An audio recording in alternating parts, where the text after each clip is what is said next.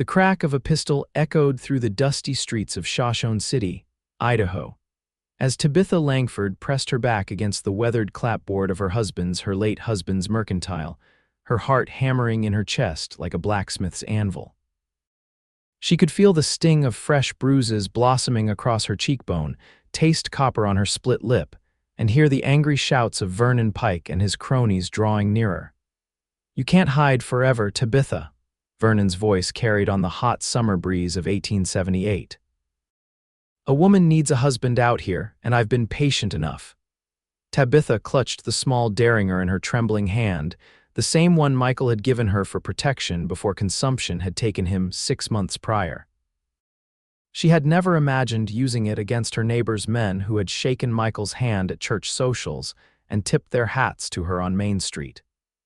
But everything had changed when her period of mourning had officially ended and the vultures had begun to circle. Vernon Pike owned the largest cattle operation in the county, and at 45, he'd buried 2 wives already. He'd made his intentions clear at Michael's funeral, with inappropriate comments disguised as consolation.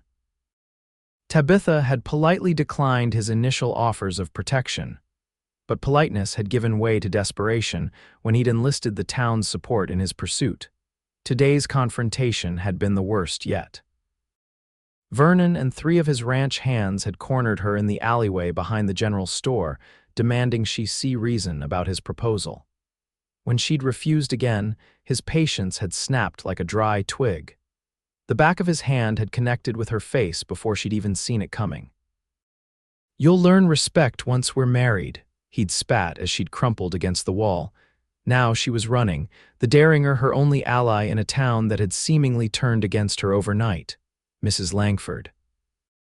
A deep voice called from somewhere to her right, startling her so badly she nearly pulled the trigger. "This way, madam, quickly." She turned to see a tall figure on horseback in the narrow gap between buildings, his face shadowed beneath a wide-brimmed hat. He extended a gloved hand toward her. "Who are you?" she demanded, raising the derringer. "Someone who doesn't believe in forcing a lady's hand." His voice was calm, steady. "Name's Tucker Maverick. I've got a horse for you behind the livery if you want to leave, but we need to move now." Tabitha hesitated only a moment. Vernon's voice was growing louder, and the stranger's eyes, now visible beneath his hat brim, held no malice. She could detect only urgency and something that looked remarkably like decency. She tucked the derringer into her pocket and took his hand, gasping as he pulled her up behind him in one fluid motion. The horse beneath them was powerful and well-trained, responding instantly to the rider's subtle commands as they slipped between buildings toward the livery stable. True to his word, a second horse waited there, a dappled gray mare already saddled with a small pack tied behind. The stranger Tucker helped her dismount and gestured toward the mare.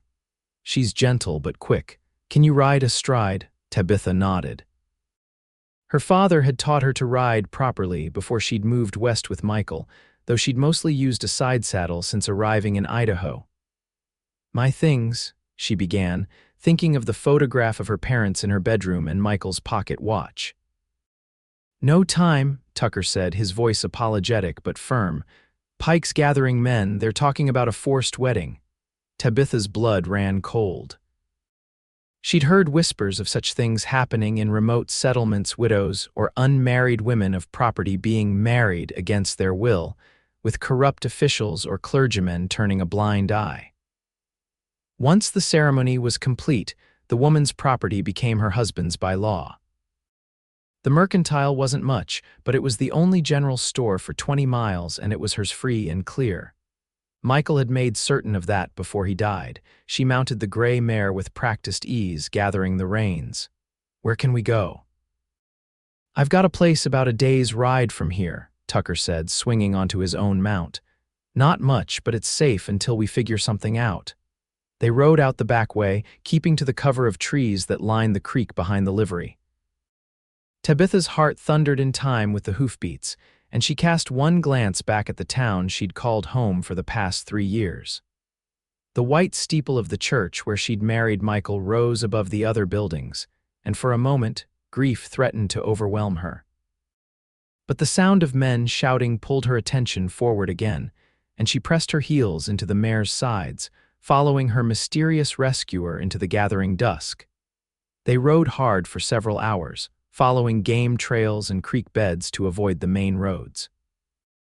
Tucker Maverick rode with the easy confidence of a man who'd spent his life in the saddle, occasionally glancing back to check on her, but otherwise remaining silent.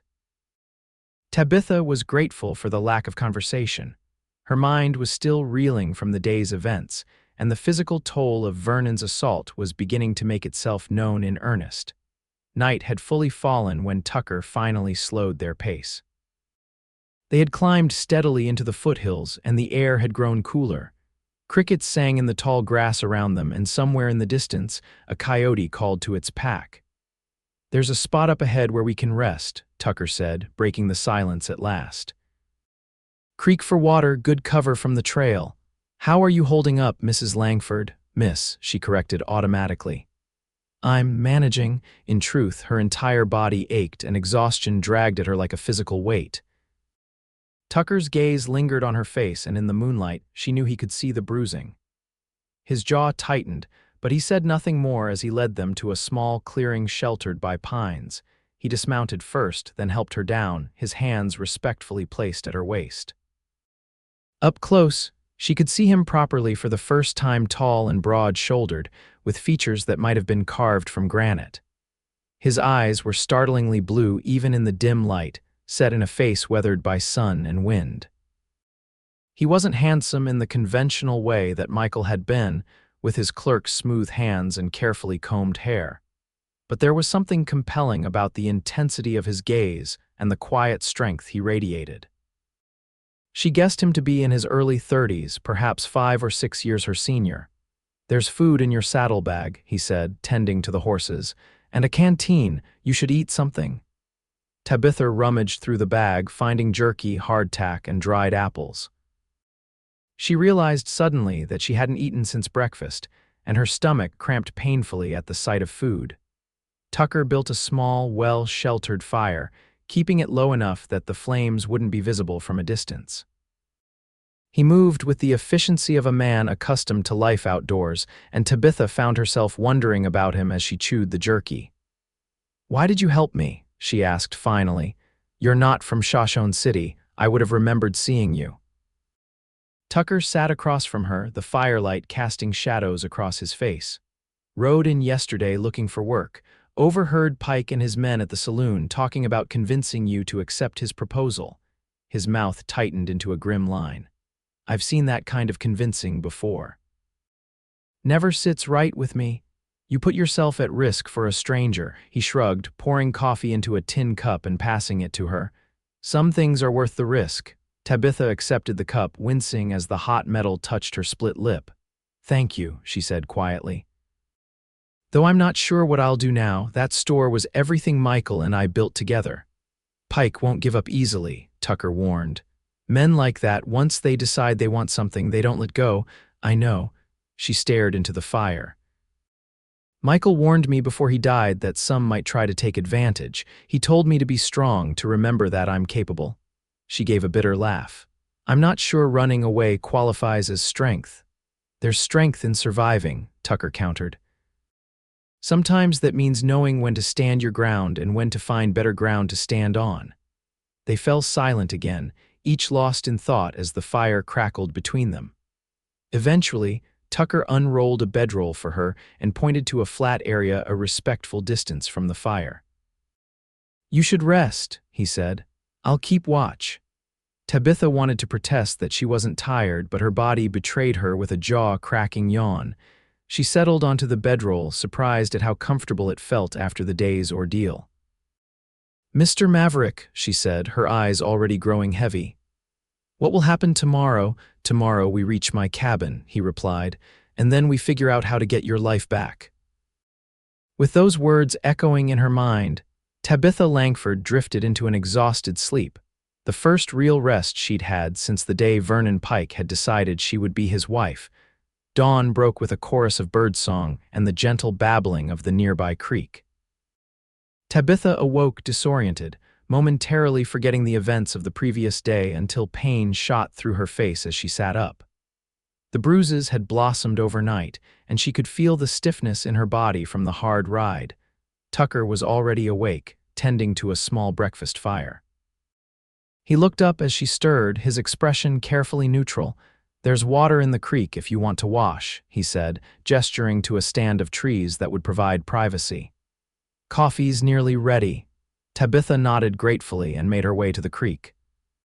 The cold water stung her cuts but refreshed her nonetheless.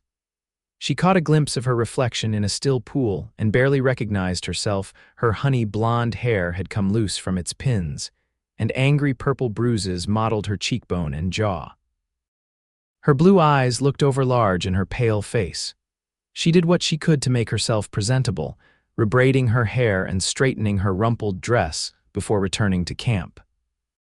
Tucker handed her a cup of strong coffee and a plate with hardtack softened in the coffee dregs and topped with a spoonful of molasses. "It's not much," he apologized, "but it'll keep you going until we reach the cabin." "You're very kind," she said, accepting the humble meal with genuine gratitude. "I still don't understand why you're doing all this for me." Tucker was silent for a moment, seeming to weigh his words. "My sister," he said finally. "She was widowed young like you. Town where we lived, there was a man much like Pike. She refused him. He didn't take it well." His jaw tightened. "I wasn't there to help her." The implication hung heavy in the air between them. "I'm sorry," Tabitha said softly. Tucker nodded once sharply, then began breaking camp with practiced efficiency. "We should reach my place by midday if we ride steady." They set out as the sun cleared the eastern mountains, following game trails that wound ever deeper into the foothills. Tabitha found herself studying her rescuer as they rode. There was a tension in his broad shoulders, a vigilance in the way he scanned their surroundings that spoke of a man accustomed to trouble. Yet he had been unfailingly gentle with her, careful of her injuries and respectful of her space. "Have you lived in this area long?" she asked when they stopped briefly to rest the horses. "About 3 years," he replied. "Came west after the war, tried my hand at different things: cattle driving, mining, worked as a ranch foreman over in Montana Territory for a while." "The war," she echoed softly. That would put him in his mid-30s, as she'd guessed. "Were you, that is, which side?" "Union," he said simply. "Though I try not to dwell on it much these days." Tabitha nodded. Michael had been too young for the war, but her father and 2 uncles had fought for the Union. One uncle hadn't returned.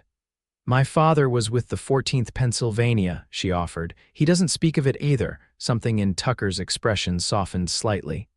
"Good outfit, the 14th. It was nearly noon when they crested a ridge and Tucker pointed to a small valley below. "There it is." Tabitha followed his gaze to a neat log cabin nestled against the base of a rocky outcropping. A small corral and lean-to stable stood nearby, and beyond that, she could see what looked like a vegetable garden and the silver ribbon of a stream. It was a modest homestead, but even from a distance, she could see the care that had gone into its construction. "It's lovely," she said, meaning it. Tucker looked surprised, then pleased in a reserved way. "It's not much compared to town life, but it serves me well enough." They rode down into the valley, and as they drew closer, Tabitha could see more details: the porch that wrapped around 2 sides of the cabin, the stone chimney, the neat woodpile stacked against the north wall. It was the home of a man who valued order and self-sufficiency. No close neighbors.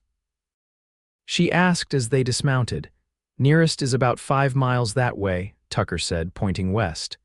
"Elderly couple named Winslow. Good people, otherwise it's just me and the mountain." He helped her down from her horse, then led both animals to the corral, where a sturdy bay gelding greeted them with a soft nicker. "Make yourself at home," he called over his shoulder. "Door's not locked." Tabitha hesitated only briefly before climbing the 3 steps to the porch and pushing open the cabin door. The interior was simple but comfortable: a main room with a stone fireplace, a sturdy table and 2 chairs, a rocking chair near the hearth, and shelves holding books, which surprised her. A curtain partially concealed what appeared to be a sleeping area at the back of the cabin. Everything was remarkably clean and orderly for a bachelor's dwelling. She was still taking it all in when Tucker entered, carrying her saddlebag and a bucket of fresh water. "There's a wash basin on that stand," he said, nodding toward a corner. "And I can heat water if you'd like a proper wash. I imagine you're feeling the trail dust." "Thank you," she said, suddenly very aware that she was alone in a remote cabin with a man she'd known for less than a day. Yet oddly, she felt no fear, only a bone-deep weariness and lingering shock from yesterday's violence. Tucker seemed to sense her discomfort. "I'll sleep in the lean-to while you're here," he said matter-of-factly. "You'll have your privacy." Relief and a strange disappointment mingled in her chest. "I don't want to displace you, it's no hardship," he interrupted gently. "I've slept under worse conditions than my own roof." He built a fire and heated water for her, then excused himself to tend to the horses while she washed. The warm water was heavenly after the long ride, and by the time Tucker returned with freshly caught trout for their dinner, Tabitha was feeling more human, though the ache in her face and ribs persisted. They ate at the small table, the silence between them growing more comfortable. After the meal, Tucker surprised her by producing a small jar of salve from a cupboard. "For your face," he explained. "Comfrey and witch hazel, Mrs. Winslow makes it." Tabitha dabbed the cooling ointment onto her bruises, sighing with relief as it eased the throbbing. "You seem well prepared for visitors," she observed. A shadow crossed Tucker's face. "I keep basic necessities on hand, never know when someone might need help out here." There was a story there, Tabitha sensed, but she didn't press. They were still strangers, after all, bound only by circumstance and his unexpected kindness. As night fell, Tucker built up the fire, then gathered a blanket and pillow from the sleeping area. "I'll be just outside if you need anything," he said. "Bar the door after I leave." "Mr. Maverick," she called as he reached for the latch. "I don't know how to thank you." He turned, his blue eyes reflecting the firelight. "A decent man doesn't need thanks for doing what's right, Miss Langford." He tipped his hat and was gone. Tabitha barred the door as instructed and made her way to the curtained sleeping area. The bed was neatly made with clean, if worn, linens, and she sank onto it gratefully. In the quiet of the cabin, with only the crackling fire for company, the reality of her situation finally hit her full force. She had fled her home with nothing but the clothes on her back. Her husband's store, their livelihood and legacy, was now effectively abandoned. Vernon Pike would be furious, possibly dangerous. And she was hidden away in the mountains with a stranger who had, thus far, shown her nothing but kindness, yet remained largely a mystery. What would Michael think of her situation? He had been a cautious man, methodical in his decisions. Would he approve of her impulsive flight? Or would he have expected her to stand her ground somehow? Tears stung her eyes as she recalled their last conversation, when the consumption had ravaged him to little more than skin and bones, his voice a whisper. "You're stronger than you know, Tabby," he'd rasped, using the nickname only he ever used. "Don't let anyone tell you otherwise." She had promised him she would be brave, that she would continue their business and make him proud. Now she wondered if she had failed him at the first real test. Exhaustion eventually overcame her troubled thoughts, and Tabitha slipped into a sleep plagued by dreams of pursuing footsteps and Vernon Pike's voice calling her name. She awoke to the smell of coffee and bacon, momentarily disoriented by the unfamiliar surroundings until the events of the past 2 days came flooding back. Sunlight streamed through the cabin's windows, and she could hear movement in the main room. After quickly dressing and arranging her hair as best she could, Tabitha stepped through the curtain to find Tucker at the cast-iron stove, expertly flipping flapjacks in a heavy skillet. "Good morning," he said without turning around. "Hope you're hungry." "Starving, actually," she admitted, surprised to find it was true. The simple domestic seeing a man cooking breakfast in a sunlit cabin struck her with unexpected poignancy. Michael had never cooked, it simply wasn't done in their household. Tucker set a loaded plate before her bacon, flapjacks drizzled with honey, and a mug of strong coffee. He took a seat across from her with his own plate, and they ate in companionable silence for a few minutes. "Your bruises look better," he observed eventually. "Mrs. Winslow's salve is good medicine. Tabitha touched her cheek gingerly. The swelling had indeed subsided, though the discoloration remained. It helped tremendously, thank you. Tucker nodded, then seemed to brace himself. We need to talk about what happens next. Yes, she agreed, setting down her fork. I can't impose on your hospitality indefinitely, though I'm deeply grateful for it. It's no imposition, he said quickly, then cleared his throat. But you're right that we need a plan. Pike won't give up easily, especially if he thinks you've been helped. The implication was clear. Vernon would assume Tucker had taken her for himself, which would only fuel his rage and determination. I could try to reach my family in Pennsylvania, Tabitha suggested, though the thought of the long, dangerous journey made her stomach clench. Though I have no money for passage. Tucker was quiet for a moment, his eyes thoughtful. There might be another way, he said slowly. The store is legally yours, correct? Yes, Michael was very clear about that in his will. Everything we had is mine outright. Then Pike has no legal claim to it or to you, no matter what the town might say. Tucker leaned forward, his expression intent. What if we could prove that? Get documentation that reinforces your ownership and your rights as a widow? Hope flickered in Tabitha's chest. How would we do that? There's a proper circuit judge coming through Junction City next week. Not some half-drunk justice of the peace Pike might bribe, but a federal appointee. If we could get to him, explain the situation, perhaps get an official writ confirming your ownership. Junction City is 3 days' ride from here, Tabitha said, her mind racing. And I'd need to prove my identity, show Michael's will. Which means going back to Shoshone City, Tucker finished grimly, the hope that had momentarily bloomed withered just as quickly. I can't go back there. Vernon would, not you, Tucker interrupted. Me, I could go back, retrieve the necessary documents. You'd stay here where it's safe. Tabitha stared at him, astonished by the offer. That would be incredibly dangerous for you. Vernon has men all over town. If they suspected you helped me. Tucker's jaw set in a hard line. I can handle myself, Miss Langford. Please, she said softly, if you're willing to risk your life for me, you might as well call me Tabitha. A slight smile curved his lips. Tabitha, then, and I'm Tucker. She studied him across the table, this man who had appeared in her life like some avenging angel just when she needed him most. Why would you do this? You've already done far more than most would. Tucker was silent for a long moment, his blue eyes holding hers. Because what Pike and those men were planning to do to you was wrong. Because I've seen what happens when good people stand by and do nothing. And because every person deserves the right to choose their own path. He paused. Even if that means choosing to be alone. Something in his tone told her he understood that choice all too well. I don't know how I'll ever repay you, she whispered. You don't owe me anything, he said firmly. But if you want to help, you could tell me exactly where to find these documents and anything else you might need. They spent the morning planning. Tabitha drew a detailed map of the mercantile, marking where Michael had kept important papers in a hidden compartment beneath a floorboard in their living quarters above the store. She made a list of essential items, practical things like clothing and personal necessities, but also the treasured photograph of her parents and Michael's pocket watch.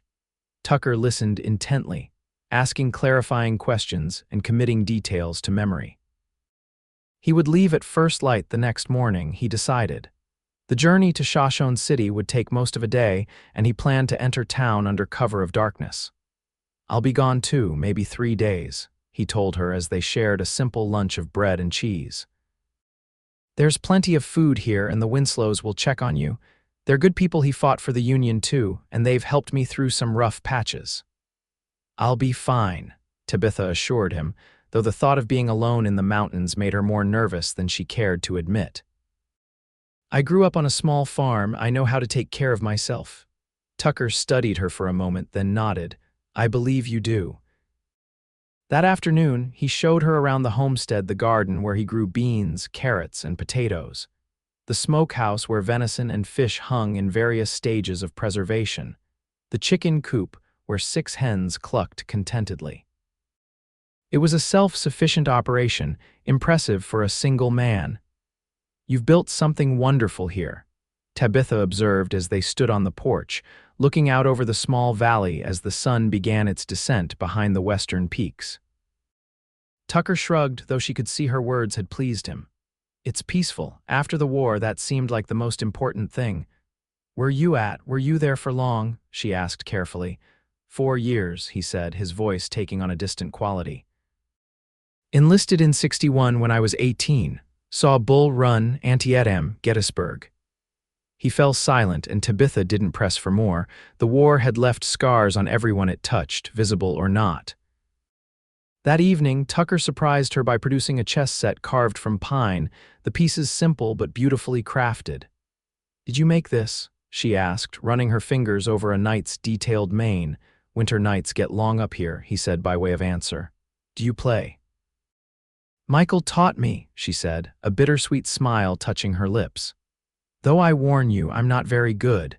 They set up the board on the small table, and for the next few hours, the weight of their situation receded as they focused on the game. Tucker was a patient player, thoughtful in his moves, and Tabitha found herself enjoying the mental challenge after days of emotional turmoil. "Checkmate," Tucker said eventually, his blue eyes crinkling at the corners as he trapped her king. Tabitha laughed, a sound that surprised her with its genuine mirth. "I warned you I wasn't skilled. You play with heart," Tucker observed. "That counts for something." As night fell in earnest, Tucker once again prepared to sleep in the lean-to, gathering his bedroll and lighting a lantern to guide his way. "Tucker," Tabitha called as he reached the door. "Please be careful in Shoshone City. Vernon Pike he's not a reasonable man." Tucker turned, his expression solemn in the lamplight. "I'll be back before you know it, Tabitha. With your papers and that watch." After he left, Tabitha barred the door and banked the fire for the night. As she lay in the darkness of Tucker's bed, she realized that in just 2 days, this stranger had shown her more respect and kindness than she'd received from her neighbors of 3 years. Vernon Pike had seen her as property to be acquired. Tucker Maverick saw her as a person whose choices mattered. The realization warmed her more than the cabin's fading fire as she drifted off to sleep. True to his word, Tucker departed at first light, dressed in nondescript clothing with his hat pulled low. His instructions to Tabitha were clear and precise. Bar the doors and windows after he left, keep the shotgun he'd shown her close at hand, and if anyone other than the Winslows approached, hide in the root cellar he'd dug beneath the kitchen floorboards. "I'll be back by sunset the day after tomorrow," he promised. "If I'm not," he hesitated. "If I'm not back by the 3rd day, take my bay gelding and ride north to the Winslows. They'll help you reach the territorial marshal in Helena." Tabitha nodded, her throat tight with fear not for herself, but for this man who was risking so much on her behalf. "Be safe," she whispered as he mounted his horse. Tucker touched the brim of his hat, his blue eyes holding hers for a moment longer than necessary. Then he turned his horse and rode away, soon disappearing into the trees that lined the trail out of the valley. The day stretched before Tabitha, empty and quiet. To keep her mind occupied, she threw herself into domestic tasks, tidying the already neat cabin, feeding the chickens, weeding the garden. The physical labor felt good after days of emotional strain, and there was something satisfying about caring for this little homestead that Tucker had built with such obvious care. In the afternoon, she heard hoofbeats approaching and felt a momentary panic before remembering Tucker's mention of the Winslows. She peered cautiously out the window to see an elderly couple making their way down the trail, the woman perched side saddle on an ancient mule, the man leading a packhorse. Tabitha opened the door to greet them, and Martha Winslow, a tiny bird-like woman with sharp eyes and a kind smile, took one look at her bruised face and clucked her tongue in disapproval. "That Pike fellow's handiwork, I imagine," she said without preamble.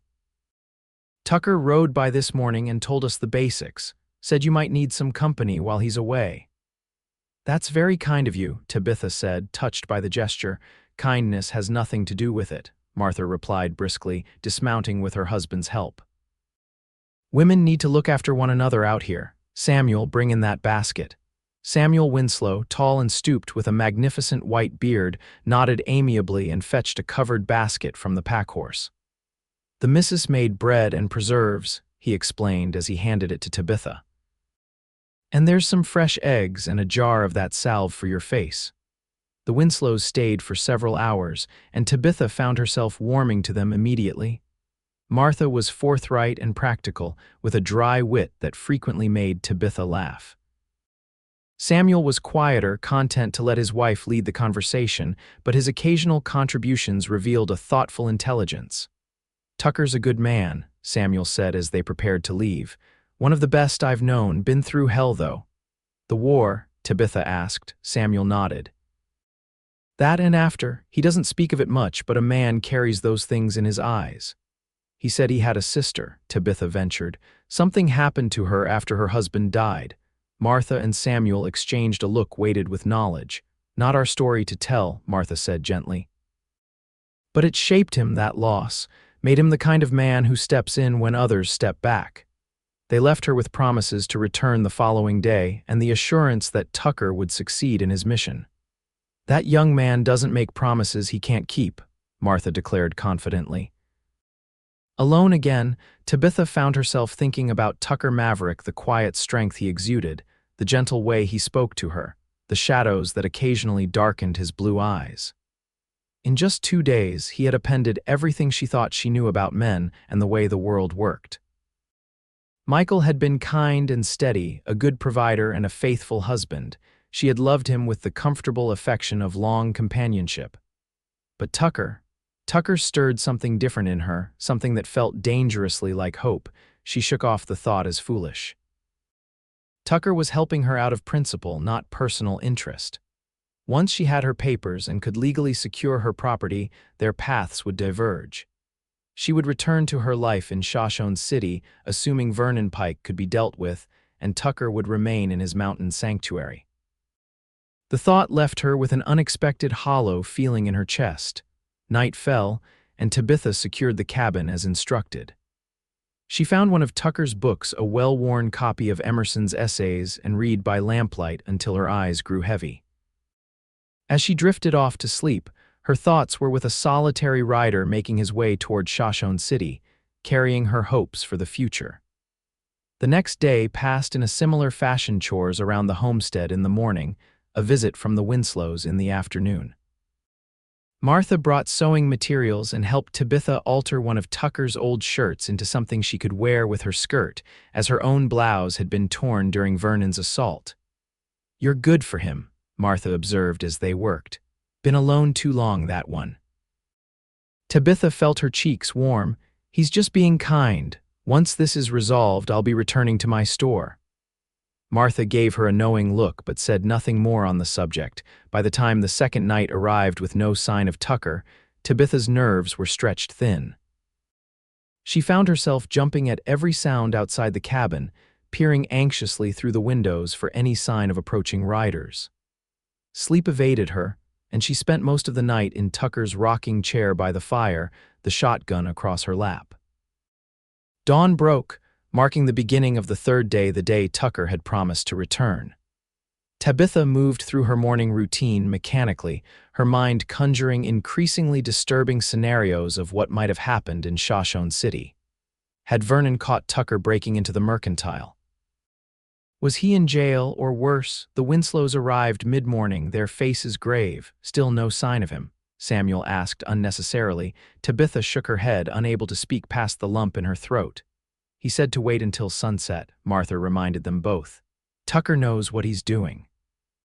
But as the day wore on and the shadows lengthened across the valley, even Martha's confidence began to waver. They decided to stay with Tabitha, none of them voicing the growing fear that something had gone terribly wrong. The sun was a fiery orange disk just touching the western peaks when they heard the distant sound of hoofbeats approaching along the trail. All three rushed to the porch, straining to see through the gathering dusk. A single rider appeared at the edge of the trees, slumped in the saddle but moving steadily toward the cabin. Even at a distance, Tabitha recognized Tucker's broad-shouldered silhouette and felt a wave of relief so intense her knees nearly buckled. As he drew closer, however, her relief turned to alarm. Tucker was listing to one side, his shirt dark with what appeared to be blood. Samuel hurried to meet him, reaching up to help him dismount. Tucker nearly collapsed as his feet hit the ground, and it took both Samuel and Tabitha to support him up the porch steps and into the cabin. "What happened?" Tabitha gasped as they lowered him into a chair. His face was deathly pale beneath his tan, his breathing labored. "Pike," Tucker managed through gritted teeth. "Had men watching the store." He reached into his jacket with a grimace of pain and produced a bundle of papers wrapped in oilcloth. "Got what you needed, though." Martha had already moved to the stove, heating water and gathering clean cloths. "Samuel, help me get his shirt off. Tabitha, fetch my medicine bag from the mule." Tabitha rushed outside, her heart hammering in her chest. When she returned with Martha's bag, Tucker was sitting shirtless by the fire, the full extent of his injuries now visible. A bullet had grazed his left side, leaving a deep furrow that oozed blood. Bruises mottled his ribs and chest, and a cut above his eyebrow suggested he'd been in a significant fight. "They caught me coming out the back of the store," Tucker explained as Martha cleaned his wounds with practiced efficiency. "3 of Pike's men got away, but not before one of them winged me." He hissed in pain as Martha applied a stinging poultice to the bullet graze. "Rode hard, took the long way around to make sure I wasn't followed." "You shouldn't have risked it," Tabitha said, her voice thick with emotion. "Not for some papers," and she broke off as Tucker reached into his pocket and withdrew a tarnished silver pocket watch. "You said it was important," he said simply, holding it out to her. Tabitha took the watch with trembling hands, tears blurring her vision. It had been her father's before it was Michael's, a family heirloom that meant more to her than the store itself. "Thank you," she whispered. Tucker nodded once, then winced as Martha wrapped bandages tightly around his torso. "He needs rest," the older woman pronounced. "That bullet didn't hit anything vital, but he's lost blood and those ribs might be cracked. Samuel and I will stay the night." Tucker began to protest, but Martha silenced him with a stern look. "You're in no condition to protect anyone right now, young man. We'll take watches through the night just to be safe." They settled Tucker in his bed despite his insistence that Tabitha should have it. Samuel took the first watch, positioning himself by the window with Tucker's rifle across his knees. Martha prepared a simple but nourishing stew from the provisions in the cabin, and they ate in subdued silence, the gravity of the situation weighing on them all. Later, when Martha had taken over watch duty and Samuel was dozing in the rocking chair, Tabitha slipped behind the curtain to check on Tucker.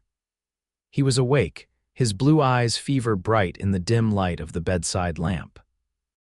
"You shouldn't have come back wounded," she said softly, perching on the edge of the bed. "You could have gone to the doctor in Junction City." "I made a promise," Tucker replied, his voice rough with pain, "said I'd be back by sunset today." Tabitha shook her head, both exasperated and deeply moved by his stubborn honor. "What would have happened if you'd bled to death on the trail? What good would your promise have been then?" A ghost of a smile touched his lips. "Knew I'd make it. Too stubborn to die, Martha says." Tabitha found herself reaching for his hand, her fingers closing around his larger ones. "Thank you," she said again, the words wholly inadequate for what she felt. "Not just for the papers and the watch, but for everything, for seeing me as someone worth saving."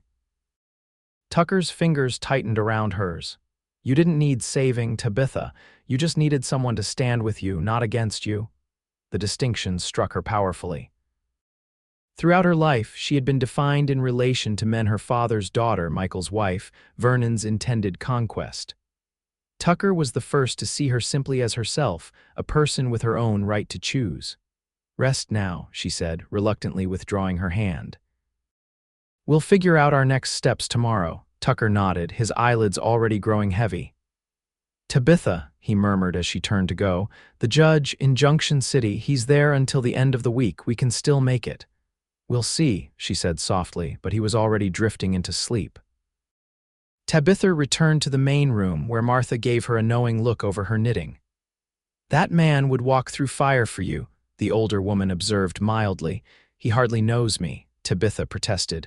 Martha snorted delicately. Some people don't need years to recognize what's right in front of them. Tabitha had no response to that, so she busied herself organizing the papers Tucker had retrieved. Among them was Michael's will, clearly stating that Tabitha was the sole owner of the mercantile and all its contents, their marriage certificate, the deed to the store, and several other legal documents establishing her identity and rights. It was everything they needed to secure her position, legally assuming they could reach the judge in Junction City in time, and assuming Vernon Pike didn't simply ignore the law entirely. That night, Tabitha slept on a pallet near the fire, but her rest was fitful. She kept hearing Tucker's labored breathing from behind the curtain, and Martha's words echoed in her mind. That man would walk through fire for you. What had she done to inspire such devotion from a virtual stranger? And why did the thought of eventually parting ways with him fill her with such dread? Morning brought no clarity, only the practical concerns of Tucker's recovery and their precarious situation. The Winslows departed after breakfast, promising to return the following day and to keep watch for any sign of Pike or his men in the area. Left alone with Tucker, Tabitha found herself simultaneously more at ease and more flustered than she had been since their first meeting. He was clearly in pain but insisted on getting out of bed, moving stiffly to the table where she had laid out the papers. "These are perfect," he said, examining each document carefully. "The judge will have to acknowledge your rights with these." "Junction City is at least 2 days' ride," Tabitha pointed out, "and you're in no condition to travel." Tucker's jaw set in that now familiar stubborn line. "I'll be fine, we can leave tomorrow." "You were shot," Tabitha exclaimed, exasperated. "You need to rest and heal." "What I need," Tucker said with quiet intensity, "is to see this through, to make sure you're safe and your property is secure." "Why?" The question burst from her before she could stop it. "Why does it matter so much to you?" Tucker was silent for a long moment, his blue eyes holding hers across the table. "Because what happened to my sister can't happen to you," he said finally. "Because I stood by once before and I won't do it again." "What happened to her?" Tabitha asked gently. Tucker's gaze dropped to his hands, which were clenched on the tabletop. "After her husband died, a man in town, a banker, decided she should be his. She refused. He took it poorly." His voice grew tighter. "I was away working a cattle drive. By the time I returned, she had been." He swallowed hard. She'd been beaten so badly she lost the baby no one knew she was carrying, her husband's child. When she still refused to marry him, there was a fire at her house. They said it was an accident. Horror and compassion washed over Tabitha in equal measure. "Oh, Tucker," she whispered, "I'm so sorry." "I hunted him down," Tucker continued, his voice flat. "Found him in a saloon 2 towns over. I didn't kill him, though God knows I wanted to. Beat him within an inch of his life and left him for the sheriff. He served 2 years for assault." A bitter laugh escaped him. 2 years for destroying my sister's life. She never recovered the grief, the trauma. She died 3 years later. Tabitha reached across the table and took his hand, her own grief for this man and his sister overwhelming her. "That's why you stepped in when you heard Pike's men talking." Tucker nodded, his fingers tightening around hers. "I couldn't stand by again, not when I could do something." "You've done more than something," Tabitha said softly. "You've risked your life for me, been wounded for me." "No one has ever." She trailed off, unable to put into words how his actions had affected her. "I'd do it again," Tucker said simply. "Every bit of it." The intensity in his eyes made her heart race, and Tabitha realized with sudden clarity that what she felt for this man went far beyond gratitude. In less than a week, Tucker Maverick had come to mean more to her than she had thought possible after Michael's death. The realization should have frightened her, but instead it filled her with a warm certainty. "We'll go to Junction City," she decided. "But not tomorrow. You need at least another day of rest, and we need a proper plan. Vernon Pike won't give up easily." Tucker studied her face, then nodded slowly. "1 more day," he conceded. "We'll leave at first light the day after tomorrow." They spent the remainder of the day planning their journey and reviewing the documents. Tucker's condition improved slightly with rest and food, though he moved gingerly and tired quickly. Tabitha found herself watching him when he wasn't looking, the careful way he held himself to avoid jarring his injury, the thoughtful furrow between his brows as he pored over maps, the gentleness in his hands as he showed her how to load and fire his spare revolver. That night, she insisted he take the bed again despite his protests, and she slept on the pallet by the fire. Just before dawn, she woke to the sound of Tucker moving about the cabin, his breathing labored from the effort of trying to be quiet despite his injuries. "You should be resting," she chided softly, sitting up. Tucker paused in the act of putting on his coat. "Thought I'd check the perimeter," he explained, "just to be safe." Tabitha rose and gently took the coat from his hands. "I'll do it," she said firmly. "You taught me what to look for." He looked as though he might argue, but then sighed and nodded. "Take the shotgun. Stay within sight of the cabin." The pre-dawn air was crisp and clear as Tabitha made her careful circuit of the homestead. The valley was quiet except for the early morning birdsong and the soft nickering of horses in the corral. She found nothing amiss, no sign that Vernon Pike or his men had discovered their location. When she returned to the cabin, Tucker had coffee brewing on the stove and was attempting to chop potatoes for breakfast one-handed, his other arm held protectively against his injured side. "Let me," Tabitha said, setting aside the shotgun and taking the knife from him. They worked together in companionable silence, preparing a simple but hearty breakfast. As they ate, Tabitha found herself studying the cabin with new eyes, not as a temporary refuge, but as a home. It was snug and well-built, with clever touches that spoke of Tucker's careful planning.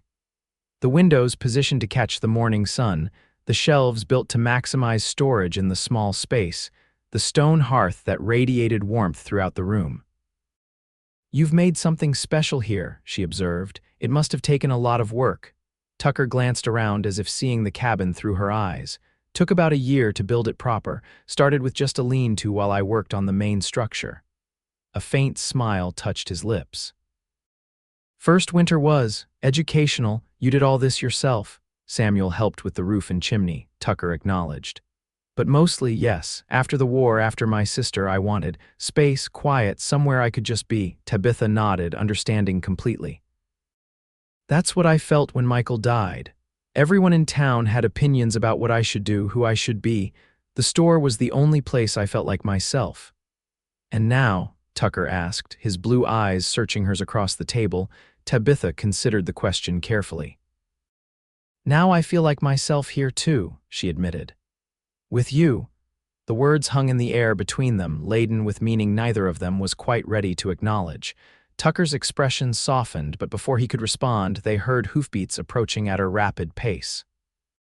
Both tensed, Tucker reaching for his revolver despite his injury. "Stay inside," he ordered, moving to the window with a grimace of pain.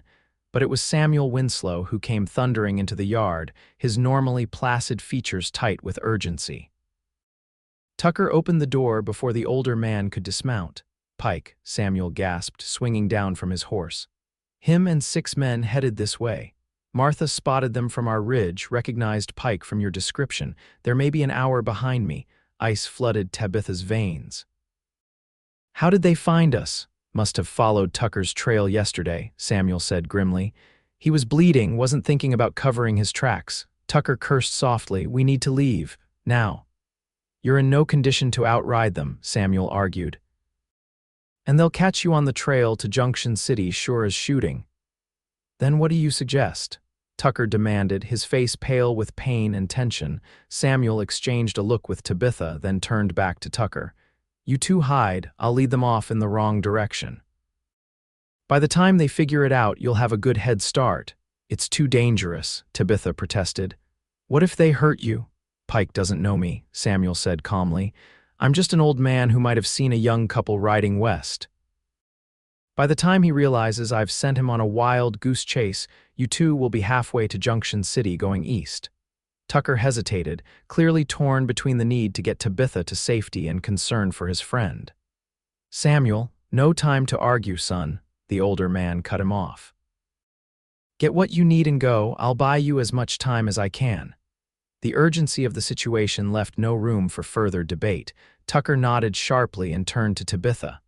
Pack only what's essential: the papers, food, water, ammunition. They moved with frantic efficiency, gathering supplies while Samuel waited outside, keeping watch. Tucker strapped on his gun belt despite the pain it clearly caused him and handed Tabitha the loaded shotgun. "Remember what I showed you," he said grimly. "If it comes to it, aim for the center of the body, not the head, less chance of missing." The calm practicality of his instructions steadied her. Tabitha nodded, tightening her grip on the weapon. "I won't miss." Within 20 minutes, they had packed the essentials and saddled the horses. Tucker's movements were stiff and pained, but determination kept him going. Before mounting, he pressed a small leather pouch into Samuel's hand. "For you and Martha," he said quietly. "In case—" Samuel pushed it back firmly. "You'll be giving this to me yourself when you return. Now go, both of you." Tabitha impulsively hugged the older man, blinking back tears. "Thank you," she whispered, "for everything." Samuel patted her shoulder awkwardly. "Just be safe, girl, and take care of that stubborn fool." He nodded toward Tucker, who was carefully mounting his horse. They rode out the back way, following a deer trail that wound steeply up the eastern ridge behind the cabin. Tabitha glanced back once to see Samuel turning his horse west, preparing to intercept Pike and his men. She sent up a silent prayer for his safety. The trail was rough and narrow, forcing them to ride single file.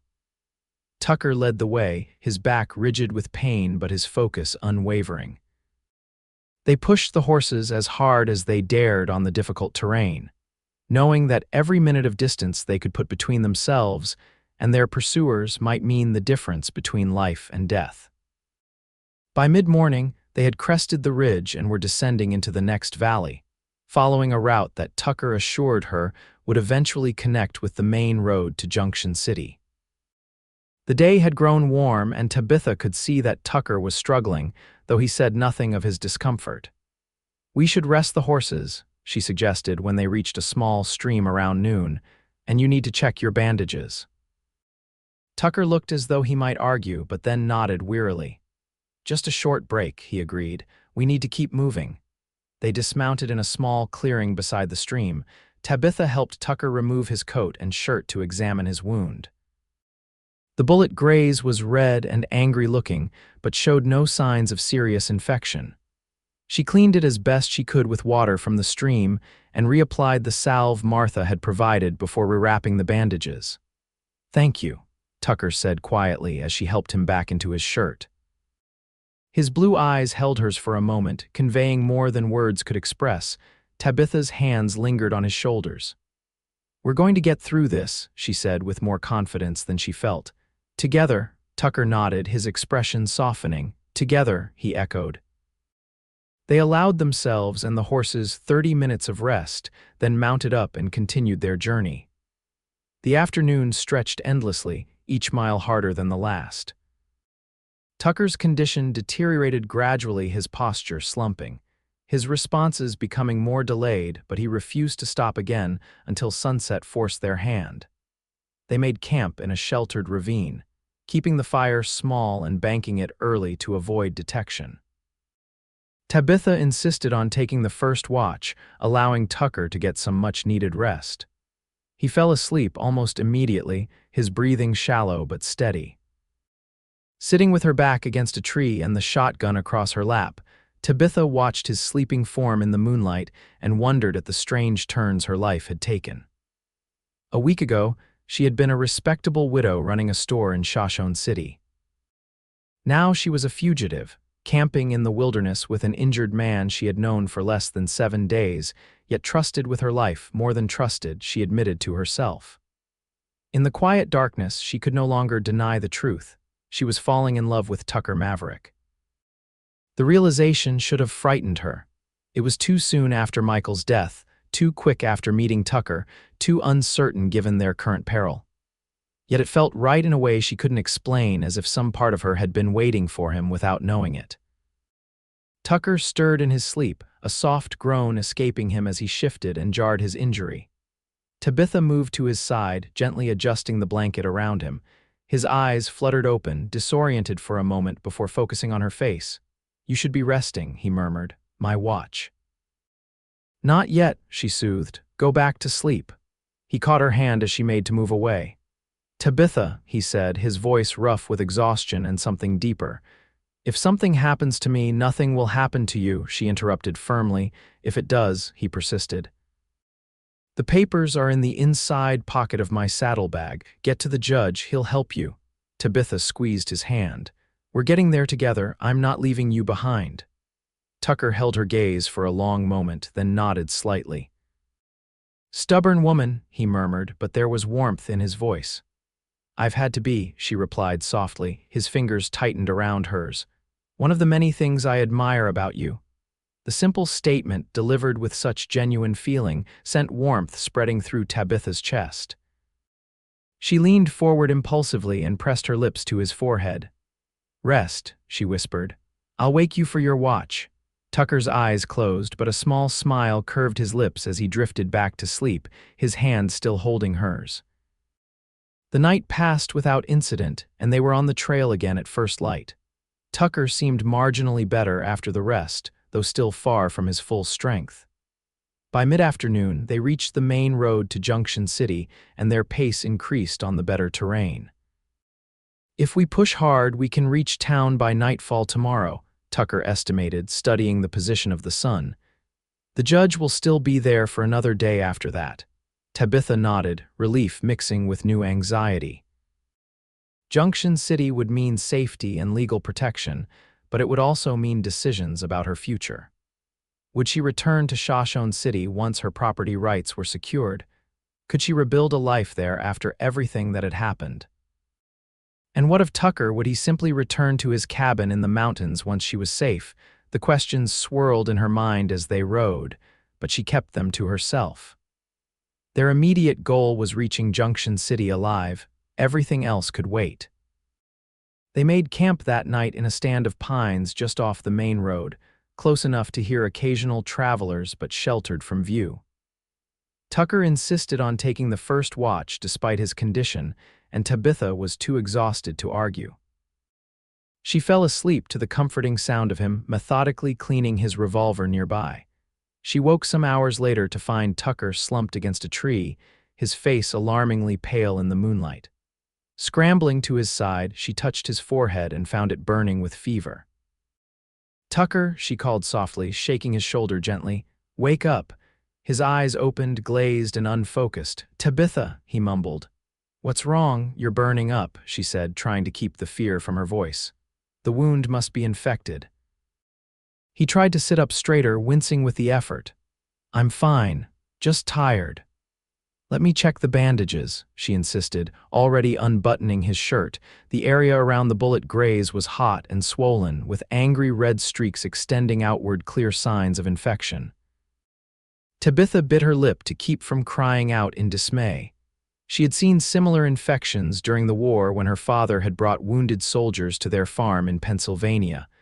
Some had recovered, others had not. "We need to get you to a doctor," she said, rewrapping the bandages with hands that trembled slightly. "Junction City isn't far," Tucker shook his head. "Can't risk it, Pike's men might be watching the roads." He took a deep breath, visibly gathering his strength. "I can make it. Just need to keep going." Tabitha wanted to argue, to insist they find help immediately, but she knew he was right about the danger. Vernon Pike's rage would only have intensified after Samuel's deception, and he would be watching for them. Their best hope was to reach Junction City and the protection of the federal judge. "Then we leave now," she decided. "No sense waiting for dawn." Tucker nodded, too weak to protest as she helped him to his feet and guided him to his horse. It took all of his remaining strength and her assistance to get him mounted, and Tabitha's heart clenched with fear as she saw how unsteady he was in the saddle. They set out under a sky brilliant with stars, the road ahead silvered by moonlight. Tabitha led Tucker's horse, keeping a careful eye on him as they rode. He drifted in and out of awareness, sometimes mumbling incoherently, other times seeming almost himself before slipping away again. Dawn broke with agonizing slowness, revealing the toll the night had taken. Tucker was barely conscious, swaying dangerously in the saddle despite Tabitha's efforts to secure him. His skin burned with fever and his breathing had become labored. "Hold on," she urged him, her own voice thick with unshed tears. "Please, Tucker, we're almost there." The morning stretched into afternoon, the miles seeming to crawl by as Tabitha's fear grew. Tucker was failing before her eyes, and there was nothing she could do but keep moving forward, praying they would reach Junction City in time. It was late afternoon when they crested a hill, and Tabitha finally saw it, the collection of buildings that marked Junction City, nestled in the valley below. Relief swept through her so powerfully she nearly wept. "Tucker," she called, reaching over to touch his leg. "We made it, look." He roused briefly, his blue eyes foggy with fever but focusing on the town below. A ghost of a smile touched his lips. "Knew you'd get there," he murmured before slumping forward again. Tabitha urged their tired horses to a faster pace, desperation giving her new energy. They clattered into town just as the sun was beginning to set, drawing curious glances from people on the boardwalks. She ignored them all, frantically scanning the buildings for a doctor's office or a clinic. "The doctor," she called to a startled-looking man sweeping the boardwalk outside a hardware store. "Where can I find the doctor?" "End of the street," the man replied, pointing. "The house with the green shutters." Tabitha pressed on, relief flooding her when she saw the neat house with a small sign reading Dr. James Wilson, physician, hanging beside the door. She practically fell from her horse in her haste to reach the door, pounding on it with desperate urgency. A middle-aged man with kind eyes and a trimmed beard opened the door, taking in her disheveled appearance with professional calm. "I'm Dr. Wilson. What seems to be the trouble, miss, my friend?" Tabitha gasped, gesturing to Tucker, who was now completely unconscious on his horse. "He's been shot. The wound is infected. Please, you have to help him." The doctor moved immediately, calling for his assistant as he hurried to Tucker's side. Together, they managed to get him down from the horse and carry him into the house, where they laid him on an examination table in what appeared to be a well-equipped surgery. "How long ago was he shot?" Dr. Wilson asked, cutting away Tucker's bandages with practiced efficiency. 3 days, Tabitha replied, hovering anxiously. "It was just a graze, but he pushed himself too hard. We've been riding, trying to reach the federal judge here before he leaves." The doctor glanced up sharply at that. "Judge Hammond, he's hearing cases at the courthouse until tomorrow afternoon." He returned his attention to Tucker's wound, his expression grave. "This is a bad infection. I need to clean it thoroughly and drain it. He'll need laudanum for the pain." "Will he?" Tabitha couldn't bring herself to finish the question. Dr. Wilson's eyes softened with compassion.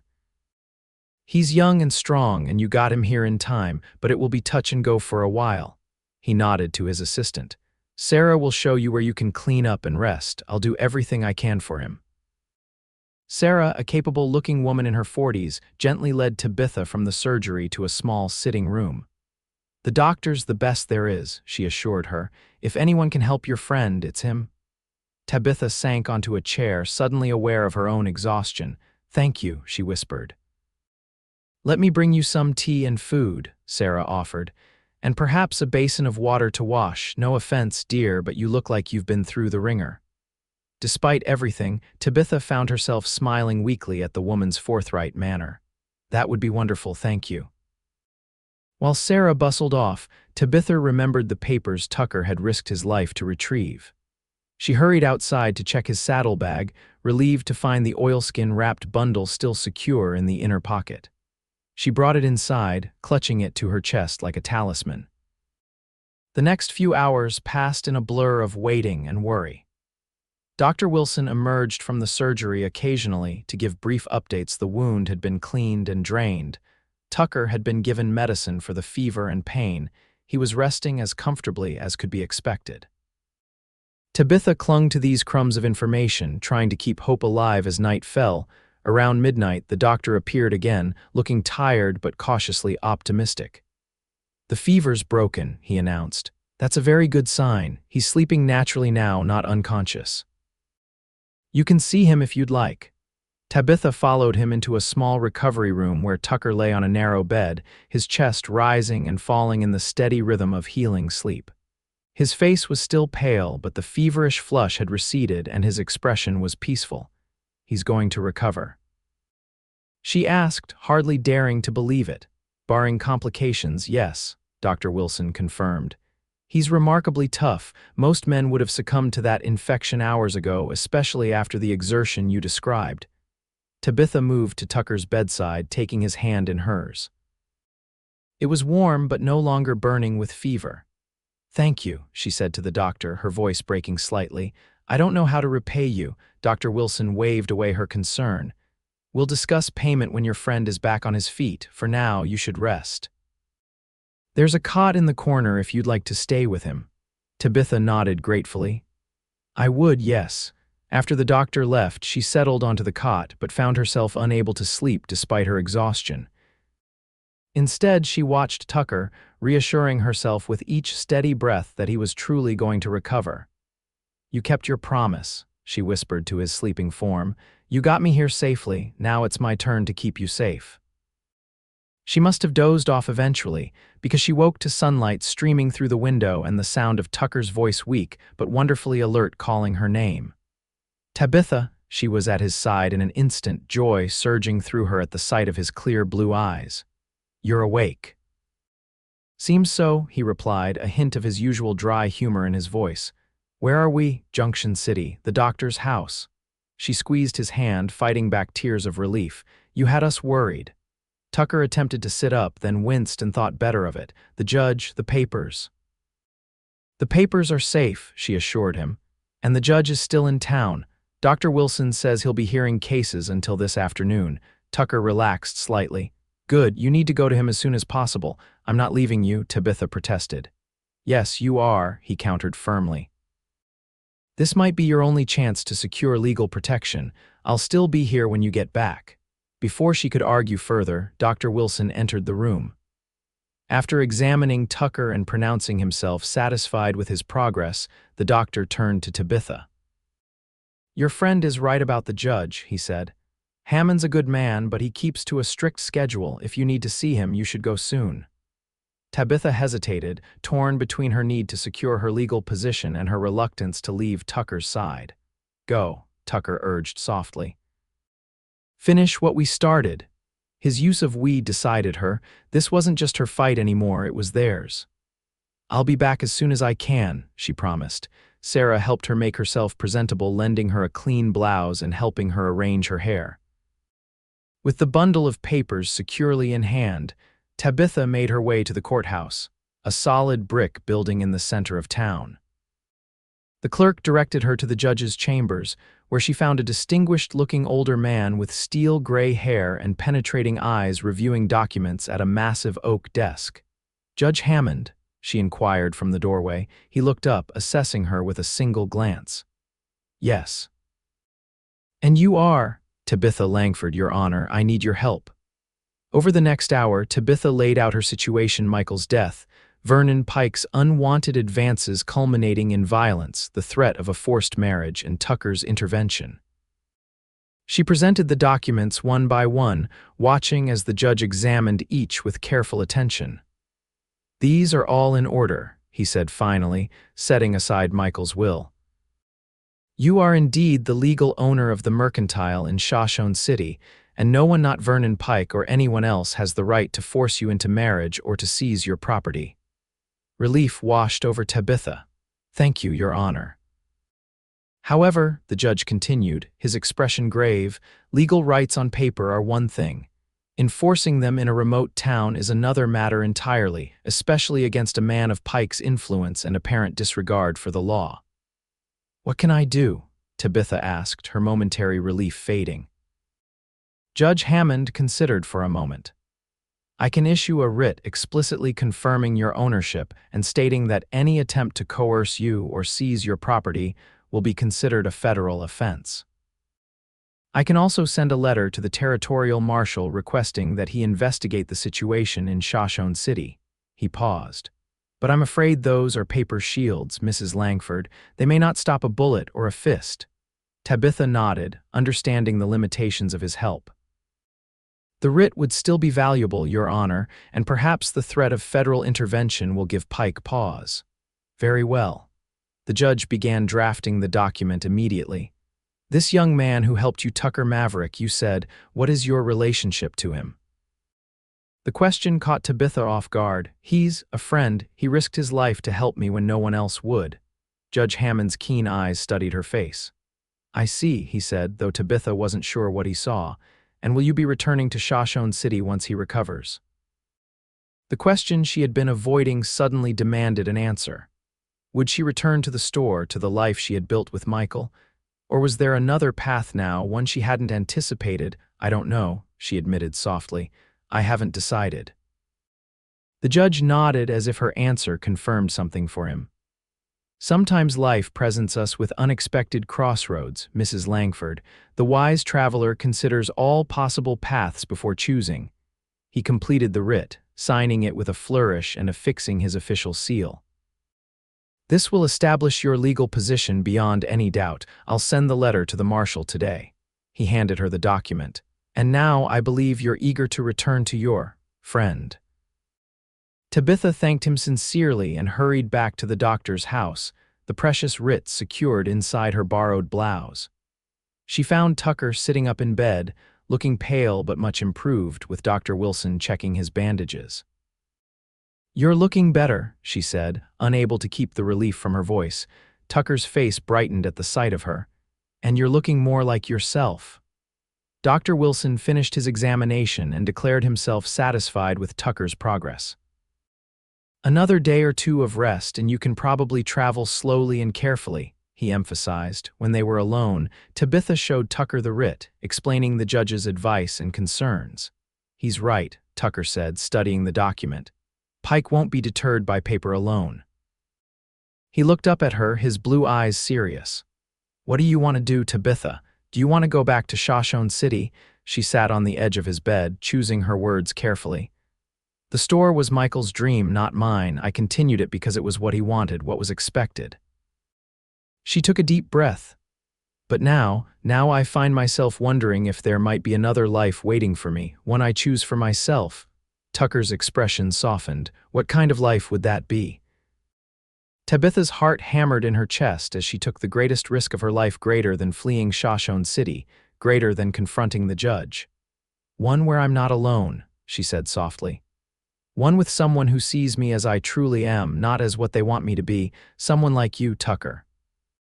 The words hung in the air between them, Tabitha's vulnerability laid bare. For a moment, Tucker was perfectly still, his blue eyes searching hers with an intensity that made her breath catch. Then, slowly, he reached for her hand. I've been alone a long time, he said, his voice rough with emotion. Thought it was better that way, safer. Then you came into my life, and suddenly being alone didn't seem right anymore. His fingers tightened around hers.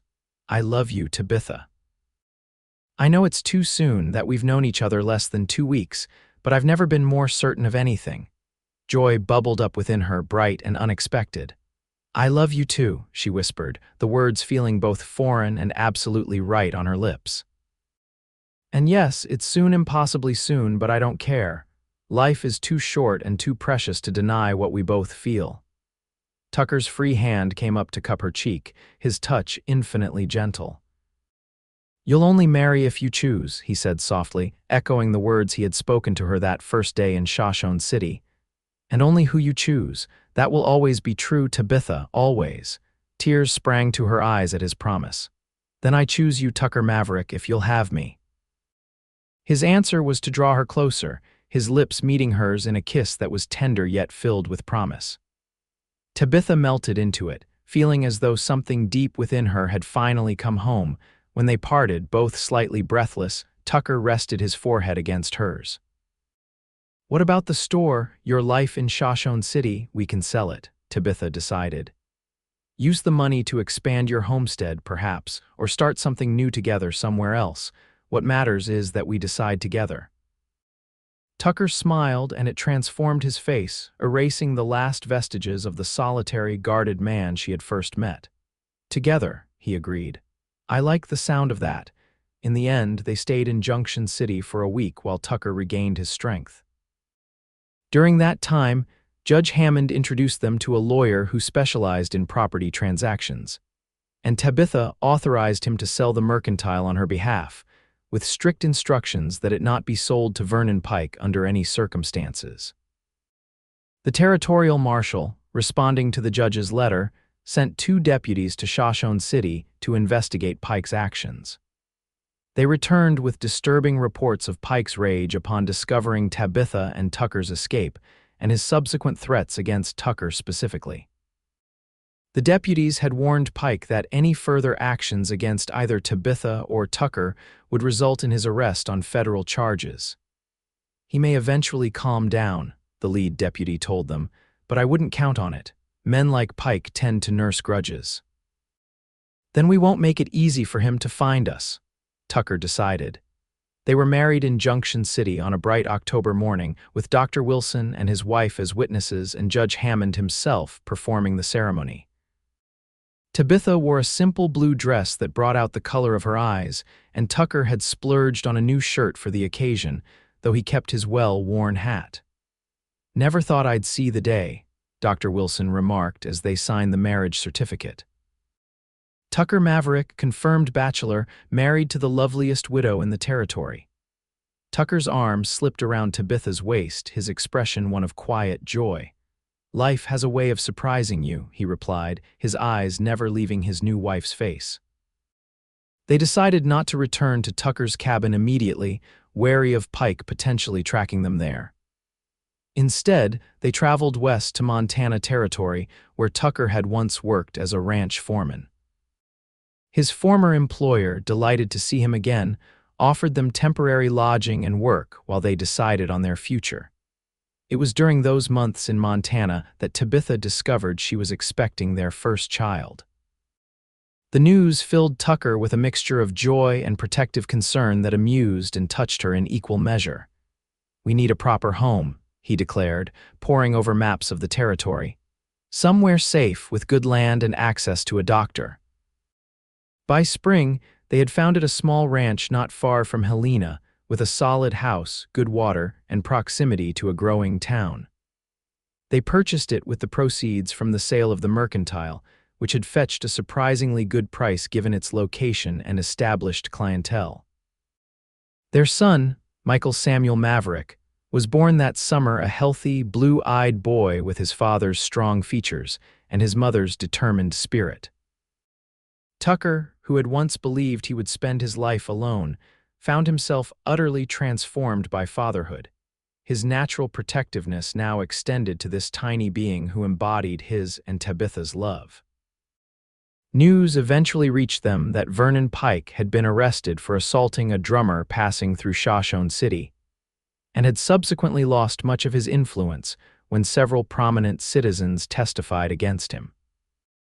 The territorial marshal assured them that Pike no longer posed a serious threat, though Tucker remained vigilantly cautious, especially where his family was concerned. 2 years after Michael's birth, they welcomed a daughter, Elizabeth Martha Maverick, named for Tucker's sister and their dear friend Mrs. Winslow. The Winslows themselves had become regular visitors, making the journey twice yearly to spend time with what Martha called their adopted family. On the 5th anniversary of their meeting, Tucker surprised Tabitha with a special gift, a small, carved wooden box containing the bullet that had grazed his side during his rescue mission to retrieve her papers. "Why did you keep this?" she asked, turning the misshapen piece of lead in her fingers. Tucker, his face more relaxed and open than it had been in his solitary days, though still bearing the watchful alertness that would never entirely leave him, wrapped his arms around her from behind. "Because it led me to you," he said simply. "Every step of our journey, even the painful ones, brought us here." Here was their home, a thriving small ranch with a garden that was the envy of their neighbors, a house filled with books and laughter, and 2 children who were growing strong and happy under the Montana sky. No regrets. Tucker asked softly, as he sometimes did when they had a quiet moment together. About leaving Shoshone City, about choosing this life, Tabitha turned in his arms, rising on tiptoe to kiss him with all the love that had only deepened over their years together. "Not a single one," she assured him. "This is exactly where I choose to be." And as they stood together on the porch of the home they had built, watching their children play in the golden light of the setting sun, Tabitha reflected that sometimes the darkest moments could lead to the brightest futures if only one was brave enough to choose them.